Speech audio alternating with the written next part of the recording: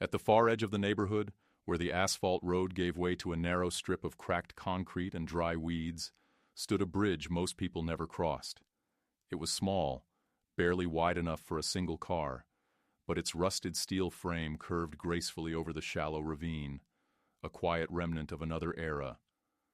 For the residents of Crestwood Estates, it was nothing more than a local oddity, something that didn't fit the freshly paved perfection of their gated world. For Ivy Royce, it was the line that defined her life. The bridge connected her home, a weathered stone house that had belonged to her aunt long before the HOA existed, to the rest of the development. Without it, she would be isolated, cut off from every road and service. For years, no one cared. Ivy paid her property taxes, kept to herself, and worked in her metal studio behind the house. Her sculptures, strange and intricate, had won awards in galleries far away from Crestwood. Yet here, she was invisible, the quiet woman by the ravine. The kind people remembered only when something needed to be blamed. The meeting that changed everything started like any other HOA gathering, flattering speeches, polite complaints about paint colors and lawn heights, and the usual undercurrent of competition disguised as civic duty. Then Jason Mills, the HOA president, mentioned the infrastructure review. He stood under the harsh fluorescent light, smiling too broadly, tapping a printed report with his pen. "There's an unregistered structure on the north boundary," he said casually. "An old bridge, deteriorating, potentially unsafe. Liability risk for the association." His voice had that calm, managerial tone of someone stating a fact, not delivering a blow. The room barely reacted, except for a few nods. Someone asked who owned it. Jason shrugged. "It connects to a private lot, but it falls within community limits. We can't ignore it." A pause followed, long and heavy, before a woman in a floral dress muttered, "Isn't that the old Royce property?" Silence spread like smoke. Everyone knew the name, though no one really knew her. By the next morning, a notice appeared on Ivy's mailbox, a white envelope with the HOA seal and the phrase "Notice of Non-Compliance" in bold type. The letter claimed her bridge violated several community ordinances, including unapproved structural presence and failure to maintain shared access safely. It gave her 30 days to initiate removal or face community action. Ivy read it 3 times, standing barefoot on her porch, the cool morning air curling around her. She had never signed a single HOA document. Her property, by county record, predated the association by almost 2 decades. The bridge itself had been built under a public works grant. She remembered her aunt telling her how the county had paid for half of it when the river flooded years ago. She folded the paper, placed it on the kitchen table, and stared at it for a long time, her coffee going cold beside it. The tone of the letter was detached, clinical, almost algorithmic. There wasn't a single name attached, just Board of Directors, Crestwood Estates. At dusk, she drove to the community hall. The parking lot was full of glossy cars lined in perfect symmetry. Inside, the meeting was already underway. Jason was speaking again, this time about responsibility and aesthetic standards. His eyes flicked toward her only once, quick but deliberate. When the floor opened for discussion, Ivy rose slowly. The murmur of conversation fell into an uneasy quiet. She didn't introduce herself. She didn't need to. Her presence was enough to make several people shift in their seats. "You built that bridge," she said softly, her voice steady but raw. "Or rather, you paid for it." Confusion rippled across the room. Jason frowned, his professional smile thinning. Ivy held up the letter. "You're calling it illegal, but I found the county papers years ago. Crestwood's development taxes funded the construction before any of you moved here." A few heads turned toward Jason, others toward the door, as if wanting to disappear. Jason's composure cracked for a second, a flicker of irritation, maybe fear. "That's not accurate," he said too quickly. "Those records are outdated. The structure was never formally approved. Ivy stepped closer. Then why is your signature on the permit acknowledgement? The silence that followed wasn't loud. It was suffocating. When she left the hall, no one stopped her. The night outside felt unnaturally still. The bridge glimmered faintly in the distance under the streetlight, its rust catching the glow like old embers. Ivy stood at its edge for a long while, listening to the faint hum of water below and the far-off sounds of suburban comfort. The sprinklers, the murmurs of TVs through walls, the faint echo of a dog barking. She realized, not for the first time, that silence in Crestwood was never peaceful. It was enforced. And as she crossed the bridge toward home, the thought pressed down on her like a promise she hadn't chosen. They weren't just coming for the bridge. They were coming for erasure, one quiet piece of land at a time. 2 days after the meeting, Ivy drove to the county records office with the kind of calm that always came before anger. The building was old and colorless, its walls lined with filing cabinets that looked like they hadn't been touched since the 1980s. A young clerk, wearing headphones under his hood, barely looked up when she asked about the bridge. Property structures under Crestwood jurisdiction, he repeated, scrolling lazily through a database. If it's not on the HOA's list, it's not our issue. Ivy slid a folded document across the counter, the notice she'd received. The clerk squinted, typed something into the system, frowned, then disappeared into the back room without explanation. 10 minutes later he returned, holding a manila folder covered in dust. "You'll want to see this," he said quietly. Inside were photocopies of old grant applications and expense reports from nearly 20 years ago. The name Crestwood Infrastructure Development Program was stamped across the top, and under it, the project description: Pedestrian and Emergency Access Bridge, North Boundary. Ivy's stomach tightened. The paperwork showed a 50-50 cost split between the county and the local association. The county had paid half from a public improvement fund, the rest covered by neighborhood development fees, precisely the HOA's own tax revenue. The signatures at the bottom were faint, but legible. One of them belonged to Jason Mills, listed as Assistant Fiscal Clerk. When she asked the clerk to make certified copies, he hesitated. "You know this will cause noise," he murmured, glancing toward the hallway. "Most people prefer to let these things fade." Ivy didn't answer.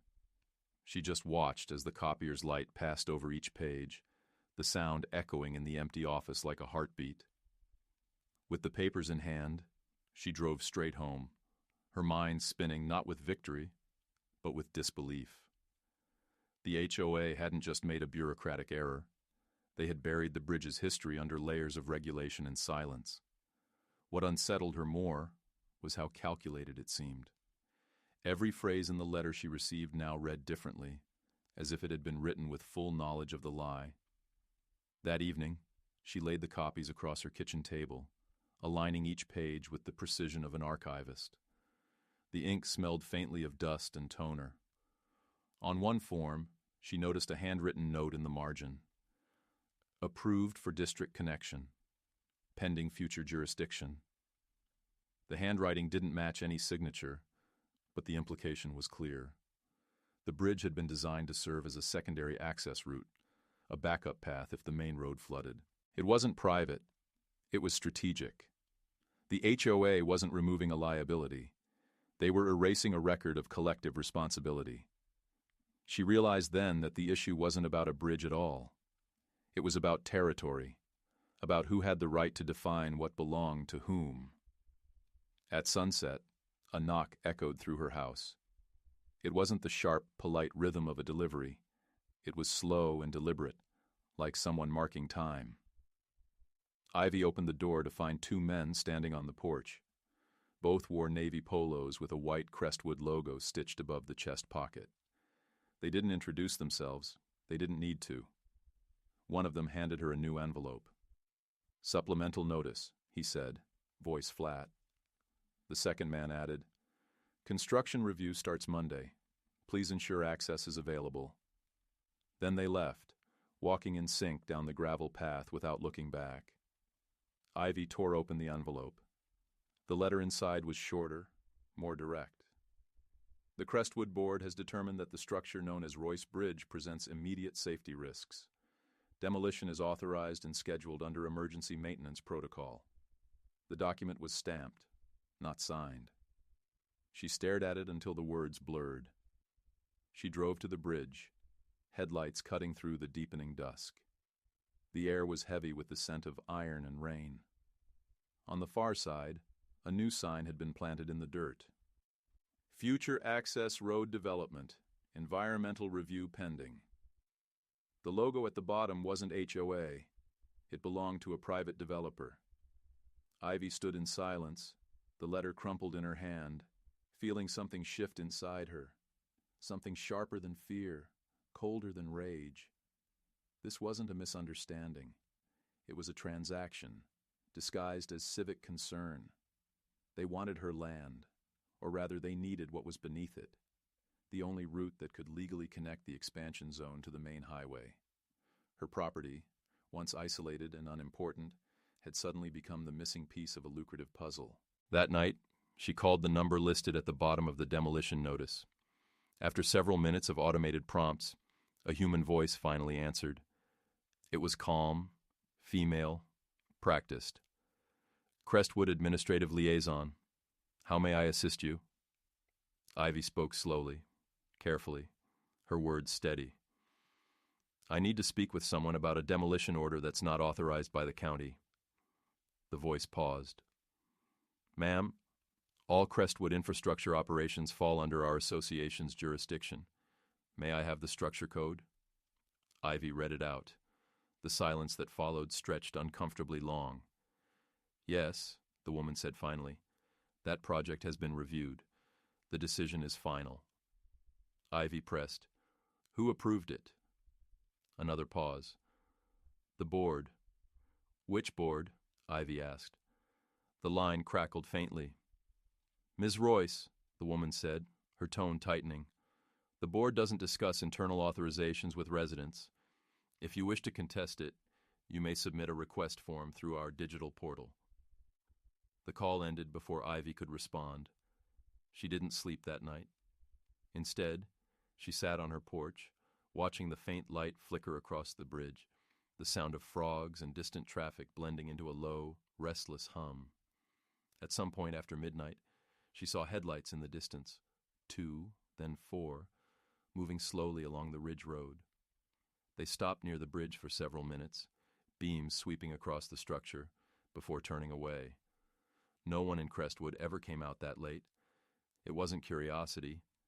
It was inspection. When the lights vanished, Ivy remained seated, her pulse steady, but her thoughts racing. The next morning, she would go back to the county office. She would demand official recognition of the bridge as public infrastructure. She would use their own documents against them. But as dawn began to creep over the horizon, another thought rooted itself in her mind, heavy and unwelcome. If the HOA already knew the truth about the bridge's funding, and if they had gone to such lengths to hide it, then the county might not be on her side either. Maybe everyone involved had something to gain from forgetting. She realized that she wasn't just fighting the association. She was fighting an entire system built on convenience and amnesia, one that thrived when no one remembered who paid for what or why. The bridge was more than a structure now. It was proof that the line between public and private could vanish with a single letter, and she had just become the last person left to defend it. By Monday morning, the bridge was wrapped in bright orange netting, the kind used on construction sites, the kind that says, "Do not cross," without needing words. Ivy woke to the metallic clang of trucks at the edge of her property and the sight of 2 uniformed workers hammering posts into the ground. When she stepped outside, the air smelled of diesel and wet clay. One of the men, older and red-faced, waved toward her as if she were an inconvenience. "Morning, ma'am. HOA order. Just temporary access restriction." His tone was friendly enough to be offensive. She asked to see the permit. He hesitated, mumbled something about standard protocol, then called over his shoulder to a man leaning against a pickup truck. The second one, tall and lean with reflective glasses, didn't answer her questions. He just handed her a laminated sheet stamped authorized access, Crestwood Maintenance Division. It wasn't a county document, and she knew it. The trucks, the equipment, the men, they all belonged to a private subcontractor, the kind that handled demolition under the guise of routine inspection. Ivy didn't argue. She went back inside, found her camera, and began taking photos from her porch. Angles of the trucks, the signs, the men marking the ground with white paint. She didn't intend to post them or send them anywhere yet. She just wanted a record. But one of the men noticed, gestured toward her, and within minutes another truck pulled up. A woman stepped out, wearing a navy jacket with the Crestwood emblem stitched perfectly above her pocket.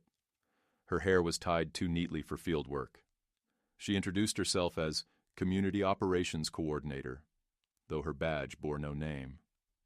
"Ms. Royce," she began, all smiles and shallow sympathy. "I understand this is stressful, but please don't interfere with authorized maintenance. We're simply ensuring everyone's safety." Ivy didn't move. "You're trespassing," she said. The woman's smile didn't fade. "Actually, this area falls under shared infrastructure coverage. You can check our bylaws, Section 8. Your cooperation would really help this go smoothly." The words, shared infrastructure, caught in Ivy's mind like a hook. Shared with whom? The bridge connected her property to the county road, no one else's. By late afternoon, the trucks were gone, but the barricades remained. Ivy walked to the bridge, her boots sinking slightly into the wet ground. The orange mesh fluttered in the wind like something wounded. A new sign hung from one of the posts. Restricted zone, hazard evaluation in progress. She ran her fingers across the surface of the bridge, tracing the grooves in the old steel. The texture felt wrong, colder than usual. Someone had sprayed a thin line of chalk across the center, a measurement mark. It meant they had already begun assessment for removal. She crouched, pressing her palm against the beam, and felt a faint vibration. Something mechanical, distant, like an engine idling somewhere beneath. The thought made her skin crawl. That night, rain began to fall, soft but steady. The sound of water against metal filled her studio as she worked, but she couldn't focus. Around 10, the power flickered twice and went out completely. She lit a lantern and stepped to the window. The bridge, barely visible through the rain, reflected flashes of white light, headlamps moving slowly, deliberately. Ivy grabbed her coat and went outside. The rain had already soaked the ground, making each step heavy. As she reached the edge of the property, the lights vanished. Only the faint hiss of tires retreating on wet asphalt remained. She waited, listening to the dripping of water from the trees. The silence that followed wasn't peaceful. It was staged. Whoever had been there wasn't lost. They had been checking something. The next morning, Ivy found the chalk marks multiplied, spreading along both sides of the bridge. Someone had worked through the night. On one of the wooden planks, a small tag dangled from a nail. Geoline Engineering, subcontractor license pending. The name meant nothing to her, but it sounded like the kind of company that appeared overnight and disappeared once a job was done. She called the number printed on the tag, pretending to be a client. The voice that answered was hesitant, unprofessional. "We don't handle residential projects," the man said. "Only municipal contracts." When she pressed for details about Crestwood, the line went dead. By afternoon, a neighbor appeared at the edge of her driveway. Ivy recognized her vaguely. A thin woman named Marla, who lived 2 streets over, always carrying a clipboard and a nervous smile. "They told me to check if you're okay," she said, glancing past Ivy toward the bridge. "People are worried. They said it might collapse if it rains too much." Ivy didn't respond right away. "And who told you that?" Marla hesitated, eyes flicking toward the houses across the ravine. "Jason, I think. He said the soil's unstable. That's why they're putting up barriers." Her voice lowered. Honestly, I'd just let them handle it. It's not worth the fight. Ivy watched her for a moment, the rain dripping from the brim of her hat. It's worth more than you think, she said quietly. Marla nodded quickly, retreating like someone who had touched something too hot. That night, Ivy sat at her table, surrounded by the documents she'd collected. The county permits, the signatures, the funding forms, they all felt fragile, too easily dismissed. The system didn't care about proof. It cared about narrative. And the HOA was building one fast. By morning, there would be new stories spreading. The bridge was unsafe, the owner uncooperative, the association just trying to protect everyone. She could almost hear the conversations forming in kitchens and online forums, polite but poisoned. The bridge was becoming a metaphor in their minds, a symbol of disorder in a place that worshipped control. Just before dawn, she woke to the sound of movement outside. Soft, rhythmic, metallic. She looked through the window and saw a small orange glow near the barricade, a cigarette tip. Someone was standing there motionless, watching her house. She didn't move, didn't reach for her phone. The figure lingered for a long time before turning and disappearing into the mist. When she finally stepped outside, the only thing left behind was the faint smell of smoke and a muddy boot print on the concrete. It wasn't a warning. It was a reminder. They were already inside the boundaries she thought were hers. By the end of that day, Ivy understood that the fight was no longer about legality or ownership. The association wasn't using laws. It was using fatigue, confusion, and fear. The bridge would fall not through force, but through silence, through the steady erosion of will. And as she stood at its edge, the orange mesh trembling in the wind, she realized the hardest part wasn't proving she was right. It was staying visible in a system designed to erase the people who remembered how things had actually been built. By the end of the week, Ivy had become the ghost of Crestwood. Neighbors stopped making eye contact when she passed them at the mailboxes, and conversations dissolved into silence the moment her name appeared. Every house in the subdivision looked identical: cream walls, trimmed hedges, symmetrical driveways, and for the first time she noticed how deliberate the sameness was. It wasn't design, it was obedience. That realization settled in her like a chill. She had spent years assuming that her solitude was self-imposed, a choice born from her dislike of social pretense. Now she saw that it had been engineered. The HOA hadn't ignored her. They had studied her, mapped her boundaries, waited until she was small enough to erase without protest. When the notice arrived that Friday afternoon, she didn't even open it right away. The envelope was thicker than usual, stamped Urgent Compliance Addendum. Inside, several pages outlined the procedural steps for removal of unsafe structures, followed by a paragraph granting the association interim jurisdiction over all access points within its visual perimeter.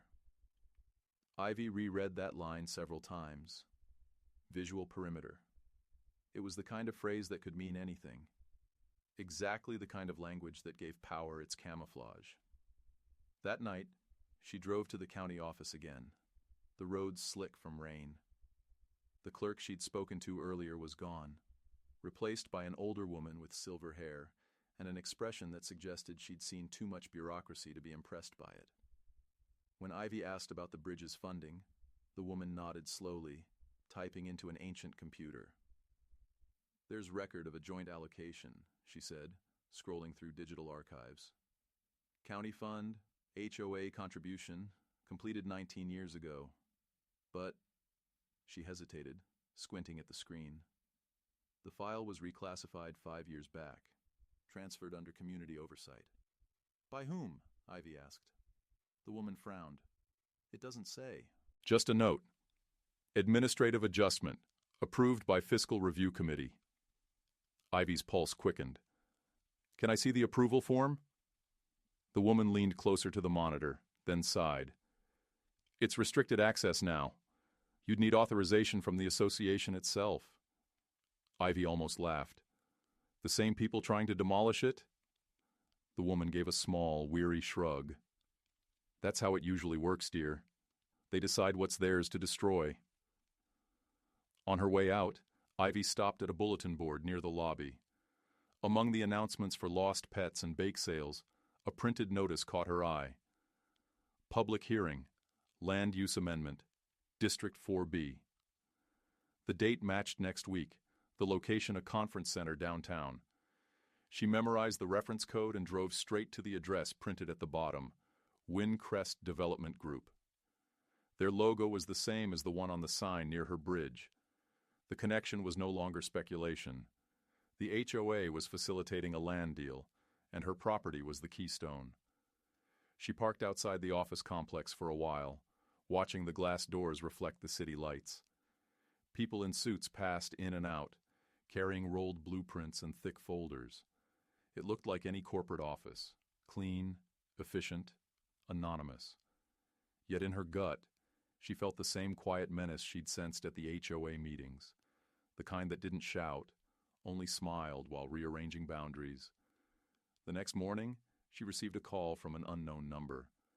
The voice on the other end was calm, smooth, professional. Ms. Royce, this is Maya Winter. I'm a land use attorney.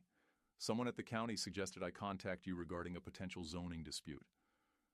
Ivy paused, unsure whether to trust the sudden convenience. I didn't request legal assistance. No, Maya replied, but you may need it. Your name came up in a file I reviewed this week.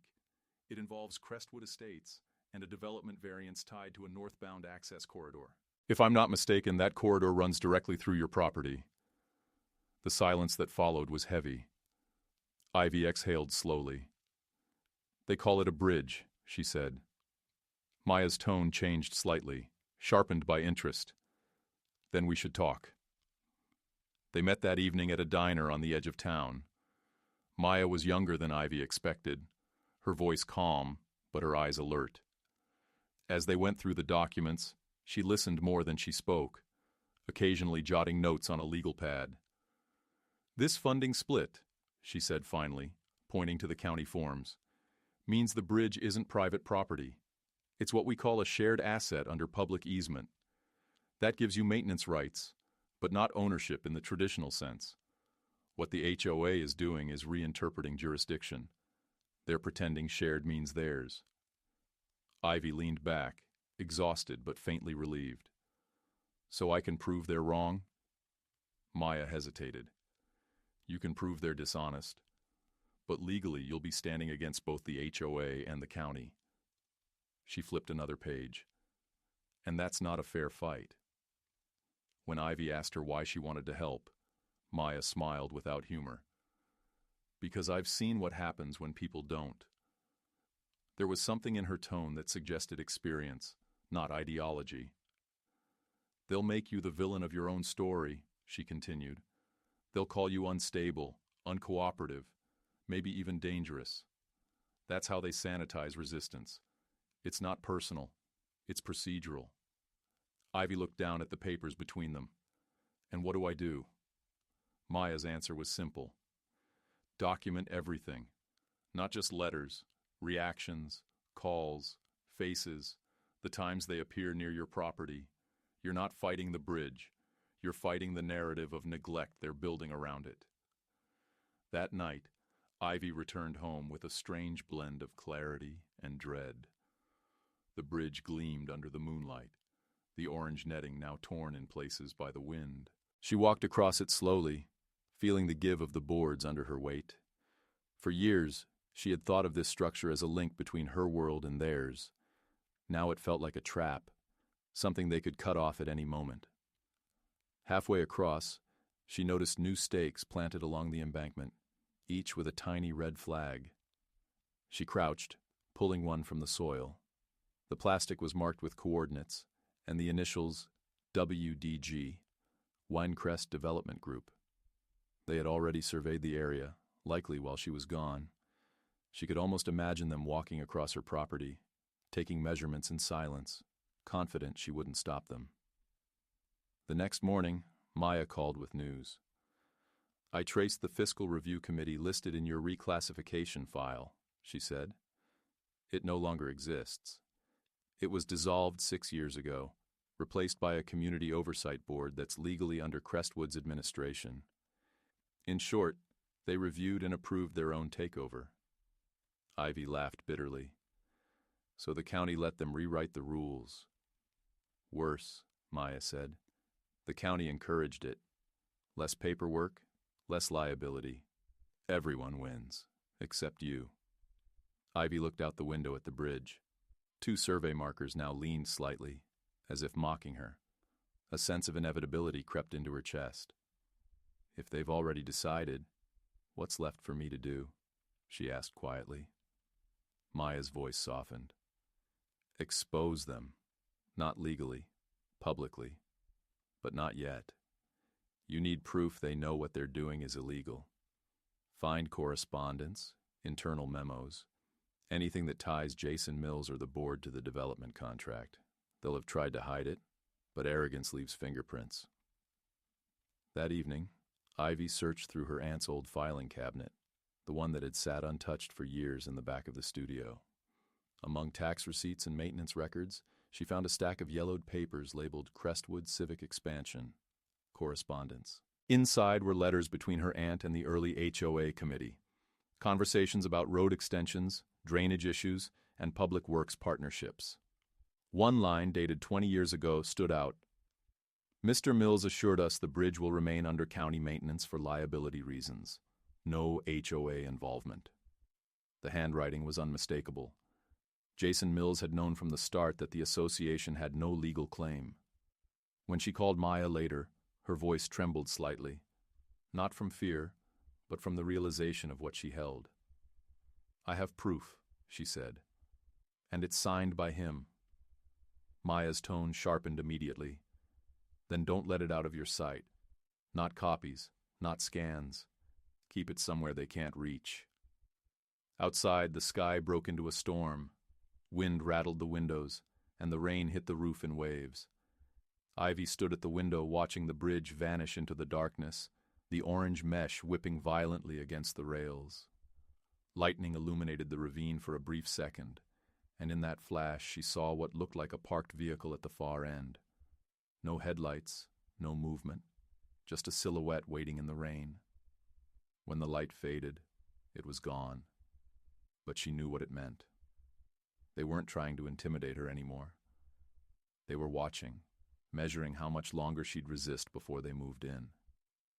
The bridge, once a quiet connection between isolation and the world beyond, had become a fault line, and she was standing directly on it, holding evidence that could shatter the illusion of control Crestwood had built for decades. 3 days passed before Ivy saw the first sign that the bridge had become more than a local issue. It started quietly, as most escalations do.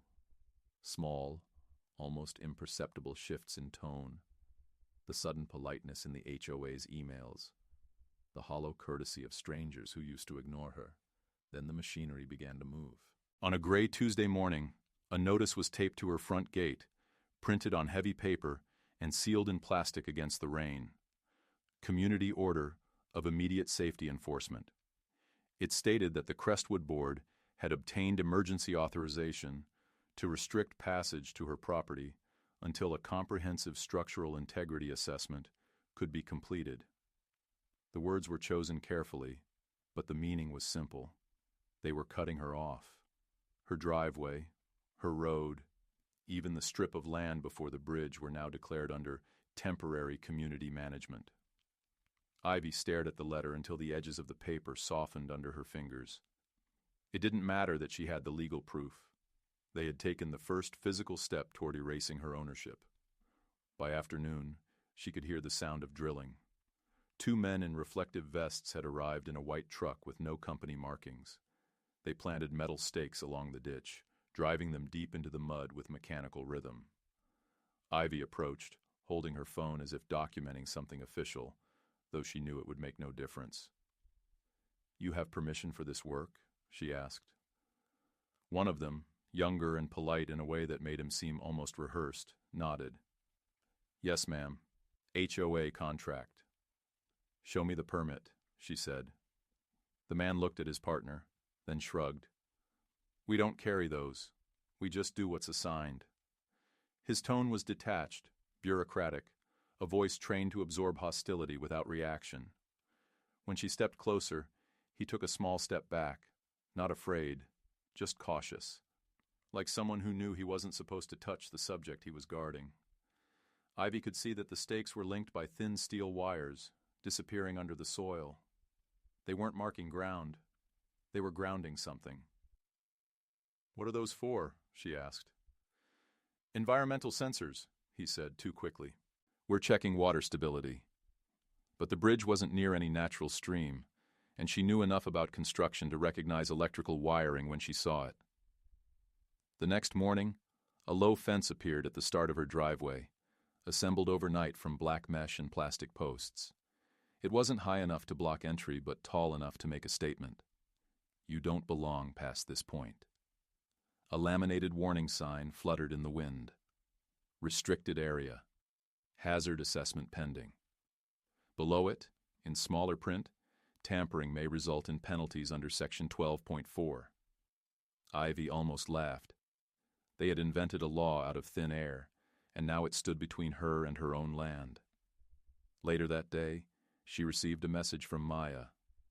They've filed for expedited demolition under environmental safety exemption. It's a loophole that lets them act before the court hearing. I can delay them 48 hours, maybe 72. After that, they'll have jurisdiction. Ivy read the message twice, her pulse quickening. The bridge that had stood for nearly 2 decades could be torn down in less than 3 days. She spent that night gathering everything: documents, letters, the old correspondence from her aunt, the photograph of Jason Mills's signature. She spread them across her kitchen floor like evidence in a crime scene. But the more she looked, the clearer it became that the paper trail wasn't enough. They weren't afraid of proof. They were afraid of exposure, of the idea that their order could be publicly questioned. The HOA thrived on compliance, not law. To destroy that illusion, she needed to make them contradict themselves. At dawn, she called Maya. "If they claim the bridge is unsafe," Ivy said, "they must have filed an inspection report." Maya paused, understanding immediately. "If that report exists, it would be attached to the county's internal server under environmental assessments. But those are sealed files. I'd need someone inside." Ivy smiled faintly. "I might know someone who hates them enough."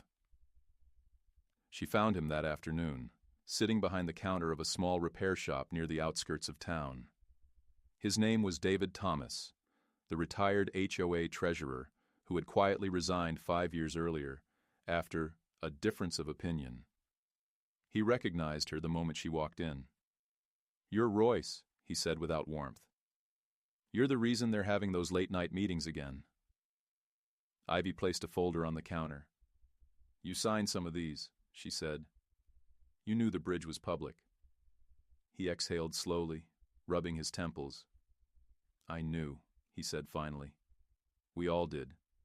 But they rewrote the narrative, claimed the records were destroyed in the merger. You can't fight that kind of machinery." "I don't want to fight it," Ivy said. "I want to expose it." Something flickered in his eyes. Reluctance, then resignation. He pulled out an old key card from his wallet, its logo faded but recognizable. The county archives still use the old contractor access system. If the environmental report exists, it'll be under Crestwood Maintenance Division. They never purged the old network. That's your door in. That evening, Ivy drove to the county administrative center, a concrete maze that smelled faintly of dust and air conditioning. The security desk was empty. She moved quietly down the corridor, her footsteps echoing against the tile. The access panel by the archive room blinked green when she swiped the card. Inside, the hum of servers filled the air like a mechanical heartbeat. She found the terminal, typed the search code, and watched as the file appeared. Project 8B, Royce Bridge Stability Evaluation. It contained exactly what she expected and feared: a falsified report dated 3 weeks prior, claiming critical structural weakness and recommending immediate removal for public safety. The digital signature at the bottom was unmistakable. Jason Mills. She printed it and backed it up on a small drive, hands trembling slightly. Before leaving, she noticed something else. Attached to the report was a confidential memo from Windcrest Development Group, thanking the board for clearing jurisdictional obstacles ahead of the expansion schedule. The memo was signed by the same contractor, whose survey flag still lined her property. By the time she returned home, the wind had picked up, scattering dry leaves across the road. The bridge stood in the moonlight, quiet and skeletal, the mesh barrier fluttering like a warning flag. Ivy sat on the porch for a long time, the printed report clutched in her hand. She didn't feel triumph, only the weight of inevitability.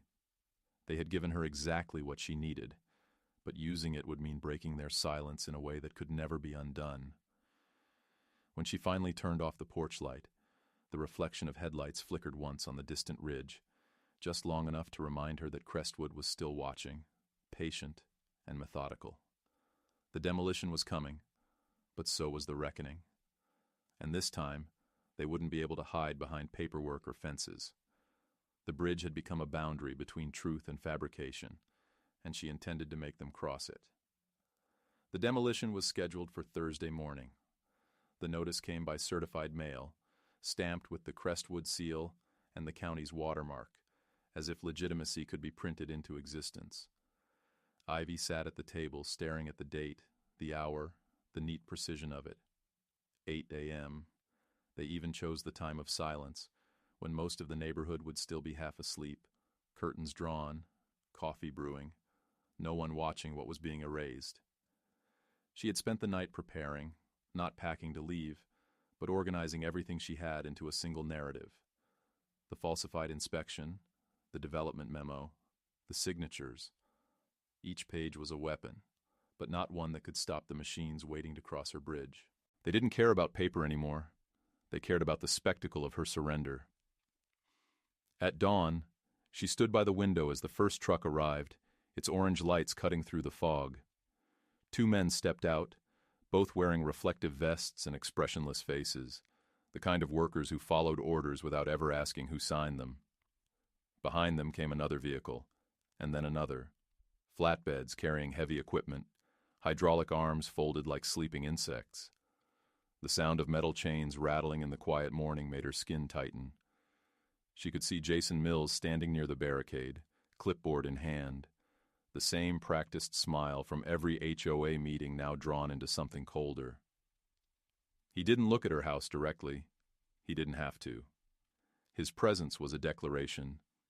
This was over, and he had already written the ending. Maya arrived just before 8, her car skidding slightly on the damp gravel. She rushed up the porch steps, her face pale from lack of sleep. "I filed the injunction," she said, breathless, holding up a stack of papers. "It's not approved yet, but it's in the system. That means if they start the demolition before receiving clearance, they're liable for damages." Ivy smiled faintly. "You think liability scares them?" Maya exhaled sharply. "No, but exposure does." Together they walked toward the barricade. The workers paused, uncertain, as the 2 women approached. Jason finally turned, his composure flickering for just a second. "Ms. Royce," he began smoothly, "for your safety, you should remain on your property." "This is my property," she said, her voice steady but low, "and you're about to destroy county infrastructure. You know that, don't you?" He gave a small laugh. "The county transferred oversight. The bridge is private, unmaintained, and structurally unsound. You've seen the reports." Ivy stepped closer, pulling the printed document from her coat pocket. "Yes, I have, including the one you forged." The air seemed to still. Jason's smile faltered. Maya handed him a copy of the development memo. "You signed a demolition request based on a fabricated inspection, and you accepted compensation from a private contractor for clearing jurisdictional rights. That's a felony under state law." Jason's face drained of color. but he recovered quickly, motioning to the workers. "Proceed," he said curtly. The machines rumbled to life, the sound swelling like thunder. Ivy's pulse hammered in her ears. She stepped in front of the first truck, her boots sinking into the mud, and raised her voice, not shouting, but clear enough for everyone to hear. "You touch that bridge, and every one of you becomes part of the fraud. The county funding, the tax records, the signature, everything is documented." The driver hesitated, his hands tightening on the steering wheel. Jason's voice cut through the noise. "Ignore her. She's trespassing." Maya snapped back. "You can't trespass on your own land." For a long, unbearable moment, nothing moved. The truck's engine idled, gears grinding softly. Then, from the road behind, another vehicle appeared. Dark sedan, government plates. The door opened, and the county enforcement officer stepped out, holding a folder. "Hold the equipment," he said sharply. Jason turned, his confidence faltering. The officer walked past him without acknowledgement and approached Ivy. "Ms. Royce, we received your attorney's filing early this morning. The injunction is officially in effect until review. Any demolition activity would violate county statute." He glanced toward the bridge, then at the machinery. "I suggest everyone stand down." Maya exhaled, her shoulders slumping with relief. But Ivy didn't relax. She knew this wasn't victory. It was a pause. Jason tried to recover his tone of authority, but his words came out brittle. "You can't be serious. That bridge is a hazard." The officer cut him off. "Save it for the hearing, Mr. Mills. In the meantime, the county will be reviewing your filings, particularly this." He lifted the document Ivy had handed him, the falsified inspection report, and tapped Jason's signature with his finger. "If this is what it appears to be, you're in serious trouble." The color drained from Jason's face entirely. He turned away, muttering something to his assistant, and stalked toward his car. The trucks began to reverse, the sound of engines fading slowly into the distance. When the last vehicle disappeared, the silence that followed felt enormous. Ivy stood on the bridge, the boards damp beneath her boots, the faint smell of oil and wet earth filling the air. The barricades still stood, but they looked flimsy now, almost ridiculous. Maya joined her, shivering slightly from the cold. "It's not over," she said quietly. "They'll stall the hearing, push new claims, find another loophole." Ivy nodded. "I know, but now they'll have to do it with everyone watching." She looked out across the ravine, the fog beginning to lift as morning light broke through the clouds. The bridge gleamed faintly, streaked with rust and rain, stubborn and alive. For the first time in weeks, she let herself breathe. When they walked back toward the house, Ivy turned once more to look at Jason's abandoned clipboard lying in the mud. The papers had soaked through, the ink running into a blurred mess of authority undone by water. It wasn't justice yet, but it was something. A crack in the wall that had seemed unbreakable. And in that fragile silence, she understood that survival wasn't about winning. It was about refusing to disappear when the system demanded erasure, about standing in the place they called unsafe and proving it could still hold. The hearing took place 3 weeks later in a sterile conference room lined with imitation wood panels and a single flag standing crooked in the corner. By then, the story had spread quietly through the county's corridors, whispered more than spoken, the kind of tale bureaucrats preferred to observe from a distance. Jason Mills appeared with a new lawyer and a face drained of the assurance that had once defined him. He barely looked at Ivy as the proceedings began. Maya presented the documents in calm succession: the falsified inspection, the development memo, the correspondence that proved the bridge's public funding. Each page landed on the table like a small nail sealing a long overdue coffin. The committee listened, at first impatiently, then with the growing stillness that accompanies understanding. When the chairwoman finally spoke, her voice was low but decisive. "The structure known as the Royce Bridge remains the property of the county under shared easement. The The Crestwood Homeowners Association acted outside its jurisdiction. All demolition activities are to cease immediately. The words were clinical, but they carried weight, a shift of gravity that seemed to realign the room. Jason's lawyer whispered something into his ear, but he didn't respond. He stared at the tabletop as though reading the pattern of his own defeat. Outside, the air smelled faintly of rain and metal. Maya lit a cigarette she never smoked, just held it between her fingers as they stood beside the car. "You know they'll try to recover," she said. "They always do. Someone new will take his place, and the rules will shift again." Ivy nodded slowly. "They can rebuild their rules," she said, "but they'll remember this bridge now. They'll remember that something didn't bend."